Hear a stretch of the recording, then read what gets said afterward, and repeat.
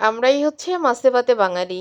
কারণ মাছ ভাত না হলে আমাদের বাঙালিদের মোটেই চলে না। হাজার বিরিয়ানি, পোলাও, কোরমা দিলেও কিন্তু মাছ ভাত লাগবেই লাগবে। তো কি মাছ মানুষ কিনবে বলেন? এই হচ্ছে ১ কেজি ১ পোয়া মাছ। ৳৭০০ র মাছ। ৳৭০০ র মাছ কুটে কেটে কিন্তু মাত্র মানে ৩ প্যাকেট করিছি। তো ৩ প্যাকেট মাছ যদি ৳৭০০ য় হয়, ৩ প্যাকেট মাছ ৩ অক্তই। খাবে কি মানুষ বলেন? আর এইখানে ১ কেজি চিংড়ি মাছ ৳৭৩০ নিচ্ছে ১ কেজি চিংড়ি মাছ। তবে চিংড়ি মাছগুলো কিন্তু ভালো ছিল।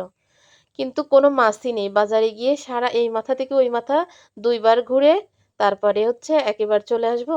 তাই এই চিংড়ি মাছ নিলাম ১ কেজি, ওই চেও মাছ নিলাম ১ কেজি ১ পোয়া। আর হচ্ছে এই যে পাঙাশ মাছটা। ৪ কেজির থেকে ১০০ গ্রাম কম ছিল পাঙাশ মাছটা। খাবে কি মানুষ বলেন? তো যেইখানে আমি ১৫ দিনে আমি প্রায় ১৪-১৫ কেজির মতো মাছ কিনি। আমি মাসে ২ বার মাছ কিনি। ১২-১৪ কেজির মতো ২ বার মাছ কিনি। মানে মাসে ২ বার মাছ কিনি। সেইখানে আমি মনে হয় এইখানে আমি প্রায় ৮ কেজির মতো